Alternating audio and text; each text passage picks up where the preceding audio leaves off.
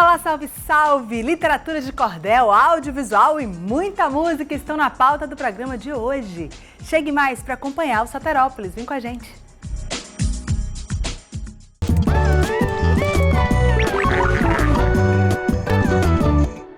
E a gente começa com homenagem a João Gilberto, o legado imortal do cantor e compositor baiano de Juazeiro, que influenciou e continua a ser referência para artistas de todo o mundo. A Bahia eu não vou roubar, tem dó. Já disse o poeta que terra mais linda não há. Isso é velho do tempo em que já se escrevia a Bahia com H. João é aquele artista que compreendeu com muita grandeza, com muita dedicação, com muita profundidade todo o legado que vem da música brasileira, principalmente do samba, mas na verdade toda a música brasileira, inclusive nas poucas composições que ele tem, que talvez não cheguem a 10, ele é esse artista que sacou toda a tradição e retrabalhou de forma a modernizá-la. Então, ele é de fato um vanguardista.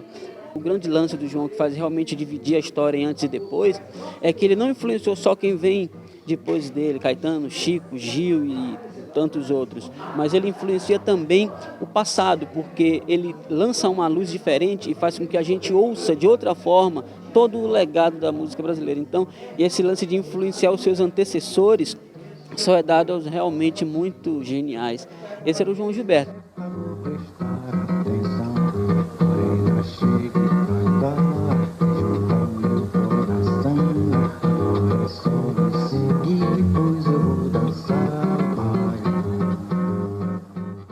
Ele sendo tão reverente, não digo assim, com o passado, ele é inovador também.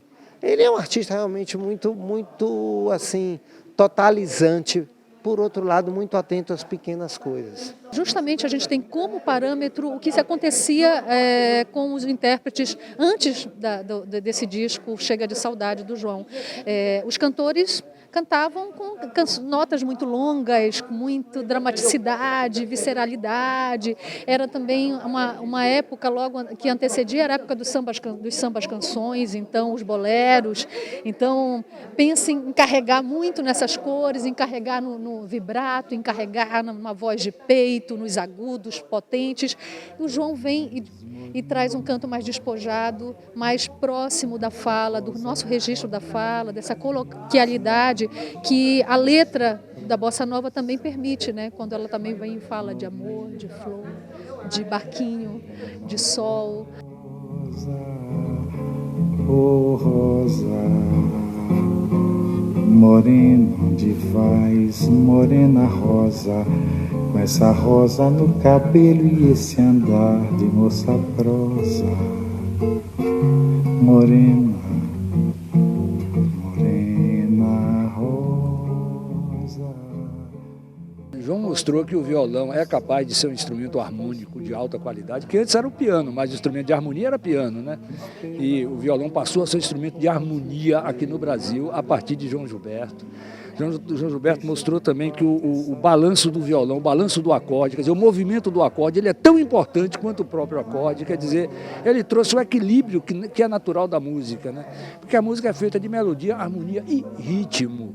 Então o ritmo de João Gilberto ele é tão forte, tão importante quanto melodia e harmonia. Então esse equilíbrio é uma coisa fantástica para o mundo todo bater palma. Ele mostrou novas possibilidades de como você executar música. E eu acho que na obra de João tem um conselho implícito assim: modere o tom de sua voz e melhore seus argumentos. Né? Cantar bem não é só gritar, não precisa gritar, cante normal, no natural, como você gosta, como fala, a maneira mais natural possível. Agora melhorar os argumentos. Para começar, o tico-tico no fubá. A voz do pato era mesmo desacato, jogo de cena com o ganso era mato. Mas eu gostei do final, quando caíram na água, ensaiando o vocal, quen, quen, quen, quen. Tuté, você tinha uma relação pessoal muito próxima do João Gilberto, né? Uma relação de amizade. Eu viajei muito com ele, por alguns países do mundo, e mesmo aqui no Brasil, aqui na Bahia, no Rio de Janeiro, em São Paulo. Ele é conhecido pelo rigor, pelo virtuosismo, preciosidade. Como é que essas características, essa personalidade forte se refletem nas obras de João Gilberto? Ele é rigorosíssimo. Ele é a pessoa que mais estudou, que estudava, que eu conheci na minha vida. Ele chegava a estudar 12 horas seguidas. E tinha uma coisa, o primeiro lugar na vida dele é a música, segundo a música, terceiro a música, quarto o que ocorrer. Ele, por exemplo, a maioria da fase produtiva dele, que foi, digamos, dos 30 e poucos até os 70, 75 mais ou menos, ele vivia sempre fechado, com luz artificial, não tinha dia nem noite, não tinha sexta-feira santa, não tinha 1h da tarde, não tinha meio-dia, não tinha nada disso. A hora que ele quisesse, ele acordava, pegava o violão, podia ser sexta-feira santa, 1h da manhã, e começava a estudar. Bahia dos sonhos mil, eu fico contente da vida em saber que a Bahia é Brasil. João Gilberto deve ser estudado, né? A gente tem que estudar porque ele revela a tradição da nossa música, e como diz o músico Gustav Mahler, né, um dos mais importantes músicos da música erudita, ele disse o seguinte: respeito à tradição é preservar as chamas e não idolatrar as cinzas. Olha, eu já sei da onda que se ergueu no mar e das estrelas que esquecemos de contar. O amor se deixa surpreender enquanto a noite vem nos envolver.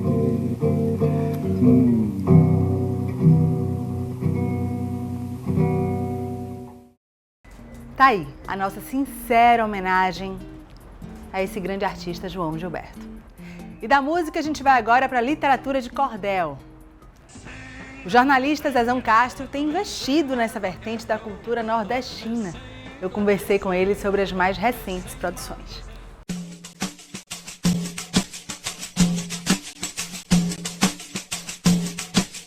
A Ascensão de Luiz Gonzaga ou Xenhenhen chegou no paraíso. Nesse último capítulo de uma feição mais astral, abandona o jornalismo por razão ficcional. Primeira vez que eu ouvi uma cestilha, essa estrutura que eu gosto de escrever de 6 versos numa estrofe rimando o segundo, o quarto e o sexto, tinha um camarada lá em minha terra chamado Cabinho, que Deus o tenha, que um dia ele estava lá cantando, talvez meio bêbado. Minha mãe teve 3 filhos, todos 3 interesseiros. Um deu pra tocar piano, outro pra tocar pandeiro, outro pra namorador, que o serviço é mais maneiro. E depois eu descobri que essa mesma estrutura os cordelistas usavam. E eu comecei lendo Minelvino Francisco Silva, Antônio Alves da Silva. Depois, assim, não exatamente um cordel, mas textos de Suassuna, que tinham formas expressivas de cordel também. Aí comecei a fazer os meus e depois conheci os outros companheiros aqui, baianos também, bons pra caramba. Antônio Barreto, JC, Franklin Machado. Todos esses assim foram caindo em minha mão e eu vou devorando toda vez que aparece. Patativa também, do Assaré, que escreve em tantas formas poéticas quantas foram possíveis. O próprio Castro Alves também, alguns textos em rima poética assim, que ele fazia antigamente, já no século passado também, inspiram. Além das quadrinhas populares, não é? Todo mundo sabe alguma rima, porque o mundo se comunica melhor em rima. E quando a rima acontece, o conhecimento se introjeta de uma forma mais doce na gente. Até Bob Marley veio empunhando sua taça. Um herê puxava as tranças do rei do reggae em pirraça. Eu me sinto bastante honrado em estar aqui hoje falando disso, em ter feito essa brincadeira no ônibus aí com vocês, porque é um tipo de literatura brasileira tão antiga, né? Aqui vocês estão vendo, e ao mesmo tempo desprestigiada, assim. Nós estamos aqui no Mercado Modelo, onde eu conheci o repente e o cordel da Bahia ou de Salvador. Vocês estão vendo ali que não tem mais nada, tinha uma barraca ali Agora só tem pessoas e tal, mas não tem mais aquela banquinha do repentista, onde a gente tomava conhecimento das tradições do sertão da Bahia. Acho que o lugar da poesia é na praça. E foi essa também uma mensagem que me compõe, que me integra e pela qual eu luto. E esse daqui, esse Alto Junino, que eu lancei agora, também foi isso. Foi inspirado nas histórias de Luiz Gonzaga e de como surgiu o São João, essa tradição nordestina. Enfim, é isso aí, o cordel segue. Vou eu e vão outros teimosos trilhando a mesma senda. Mesmo com a idade alta, Isabel foi dar à luz. Nasceu então Joãozinho, que era primo de Jesus. Era um semestre mais velho, está escrito no Evangelho, que ao português se traduz. O que o cordel tem de rock? O que o cordel tem de rock, basta você ouvir as canções de Zé Ramalho no disco Paebiru, basta você ouvir o Alceu Valença de Espelho Cristalino, basta você ouvir o Raul Seixas de... Tem o 48 quilos, certo? 48 quilos de baião. Não vou cantar como uma cigarra, canta, mas desse meu canto eu não lhe abro mão. Let me sing, let me sing, let me sing my rock and roll. Let me sing, let me sing, let me sing my blues and go. Let me sing, let me sing, let me sing my rock and roll. Let me sing, let me swing, let me sing my blues and go. A gente vai agora para aquele rápido intervalo, só o tempo de você se alongar, se hidratar, beber uma água, esticar as perninhas e daqui a pouquinho a gente volta com mais Soterópolis. Até já!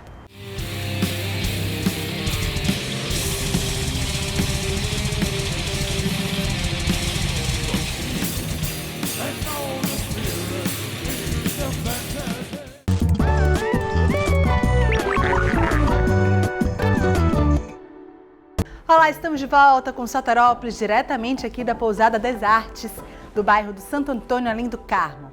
E o assunto agora é audiovisual. A nossa equipe conversou com o cineasta Bernard Attal sobre o documentário Sem Descanso. O filme retrata um drama vivido pela família de Giovanni, jovem do subúrbio, encontrado morto após uma abordagem policial. Fui no hospital, levei foto, nome dele, nome de entrada. Liguei para a corregedoria, disse que não era assim não, você trouxe a prova no sábado, já que é segunda-feira, a resposta demora uma semana. E a gente não tá como esperar mais, e já tinha quase 15 dias de sofrimento. Bernard, esse é o teu segundo documentário que conta a história, que relata a história da busca desse pai pelo desaparecimento do seu filho. Como é que essa história te tocou e como é que essa história chegou até você? A história chegou até mim através do jornal, porque eu fiquei bastante impactado pelo fato que um jornal acompanhou uma história ao longo do tempo. Sabe? Hoje em dia, muitos jornais fazem uma manchete e depois esquecem a história. E o segundo motivo é, obviamente, a coragem e a persistência do pai, que não desiste, luta contra todas as autoridades, luta contra a indiferença para descobrir o que aconteceu com o filho dele. Então, essa história, para mim, era muito impactante. Eu também entendo de uma coisa. Qual? Todas as vezes. E como é que você vai construindo essa narrativa para contar essa história? Quais são os recursos de linguagem audiovisual que você utiliza nesse documentário? Bem, a gente se beneficiou muito da participação do Jurandir, o pai de Giovanni, que trabalhou com a gente ao longo de 3 anos. Fomos em muitos lugares do bairro de Lis, para entender como é viver lá, para entender como é viver um caso desse, esperar pela justiça. Então, utilizamos vários recursos para tentar fazer um filme que seja dinâmico, um filme que seja vivo, que as pessoas entrem nessa história, que, obviamente, é uma história muito emocionante.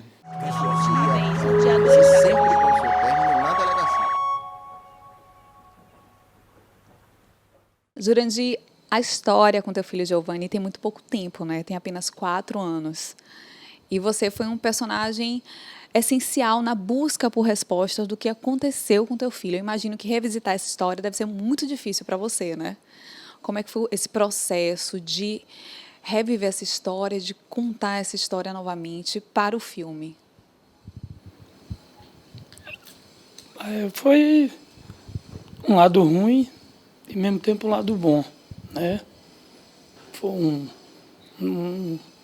uma história contada pela pessoa que viu o meu sofrimento, né?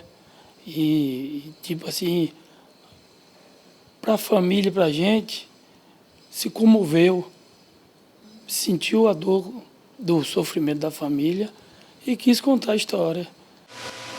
Muita gente se afastou. Você vê muita gente a correr de junto de você. Não vou andar de junto de você, porque você é um arquivo, pode ser queimado a qualquer hora.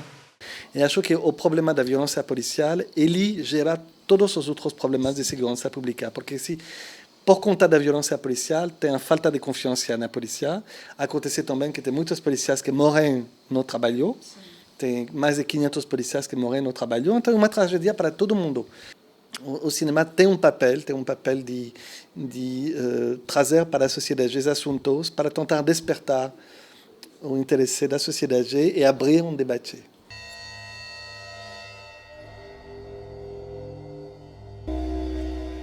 Me ofereceram é o seguinte: se você for ameaçado, você vai abrir mão de tudo que você vive aqui, certo? Eu tinha que ir embora daqui do estado da Bahia, fazer outro documento e morar em outro lugar.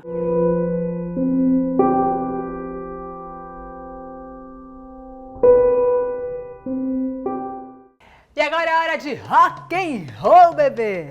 O Festival Rock Concha completou 30 anos e o Soterópolis foi acompanhar de perto os shows que aconteceram na Concha Acústica do Teatro Castro Alves. Roda aí! Ouvi notícia que muito longe batendo. O mês de julho é reconhecido internacionalmente como o mês do rock. Em Salvador não é diferente. O Festival Rock Concha comemorou 30 anos de existência e celebrou a ocasião com bandas e público nos 2 dias de festa. Quem abriu a primeira noite foi um dos maiores nomes representantes do metal baiano, Dirty Lands. Que o tempo há tempo se foi. Em seguida, outra grande banda do metal baiano, Malefactor.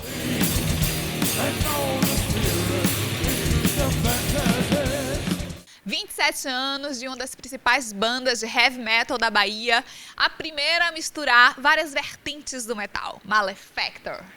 Meninas, que som é esse que vocês mandam aí? A gente chegou com essa proposta de mesclar vários estilos dentro do metal. Foi inusitado, né? Era uma coisa que no Brasil ainda não tinha rolado. E quais são esses estilos que vocês misturam? A gente mistura muito do heavy metal, né, tradicional, o death metal, e que é a escola da gente, né?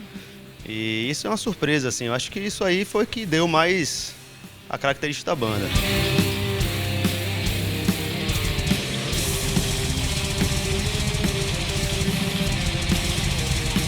Com um show que celebra os 30 anos do Disco Brasil, foi a vez dos Ratos de Porão subirem ao palco.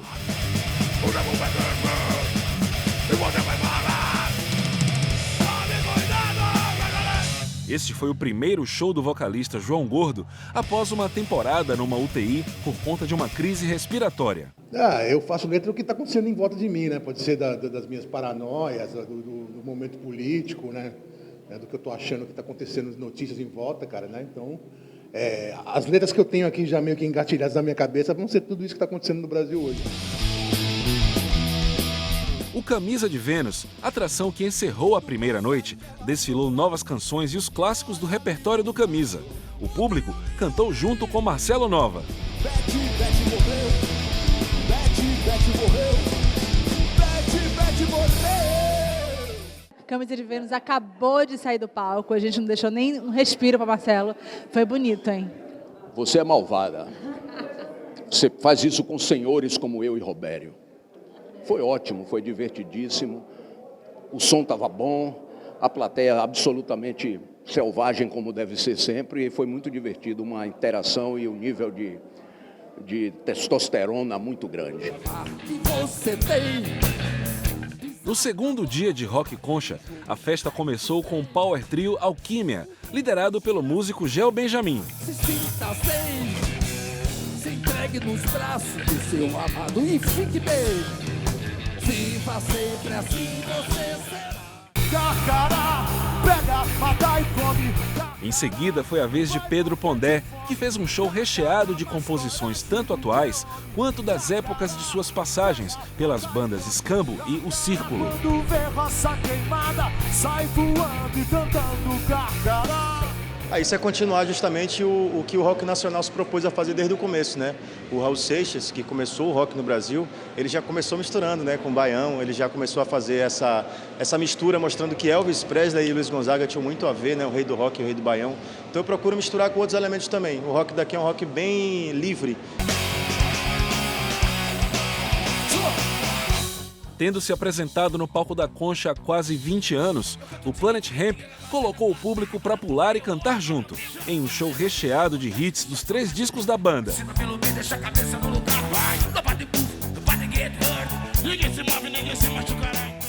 Cara, então, a gente tocou na Concha Acústica, foi assim, os shows mais clássicos da gente aqui em Salvador, nas antigas, eram aqui. É meio que o circo voador da gente daqui de Salvador era Concha Acústica, você chegar e ver aquela galera pro alto e pogando e pulando.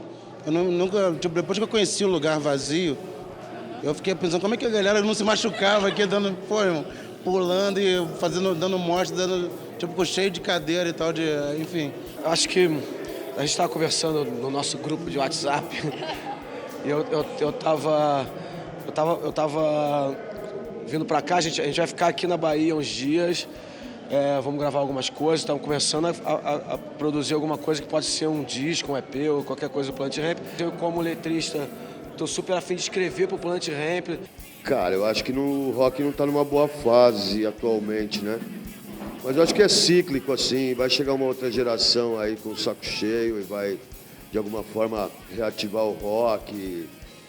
Faz tempo que não acontece nada importante no rock, assim, em termos de alguma coisa diferente, que seja forte e tal, né? Mas, no caso do underground, por exemplo, tanto no metal, no punk, no hardcore, tem muita banda, né? Mas falta espaço para tocar, falta condições.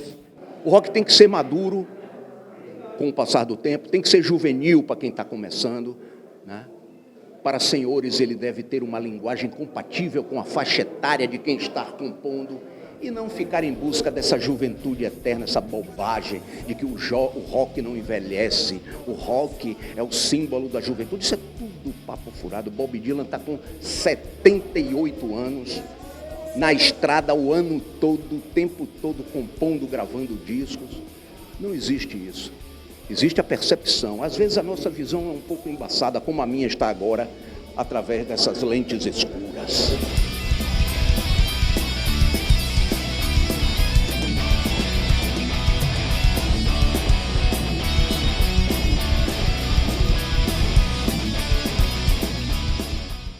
A edição de hoje fica por aqui. Muito obrigada pela sua companhia. Você já sabe que para ficar por dentro de todos os nossos assuntos é muito fácil.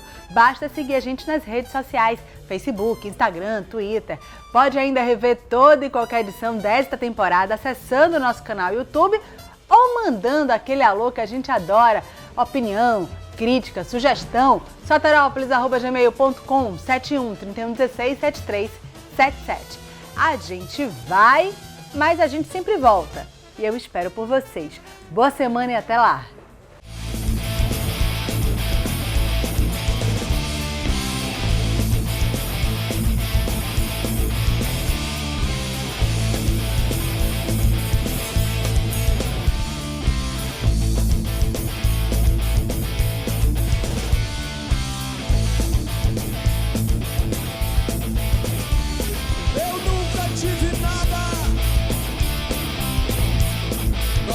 Nos encontramos. Ela me falou de seus dias de glória lá nos livros.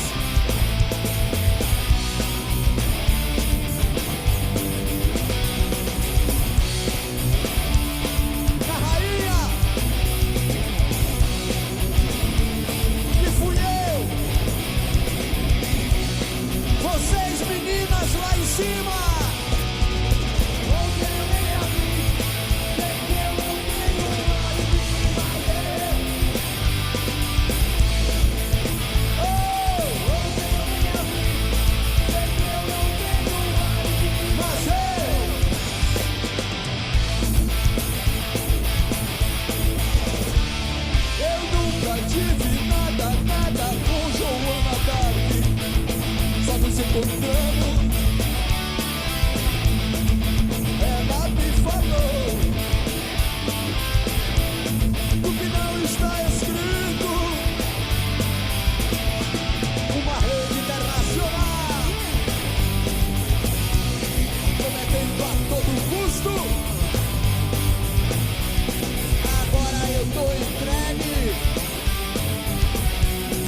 Eles querem que eu confesse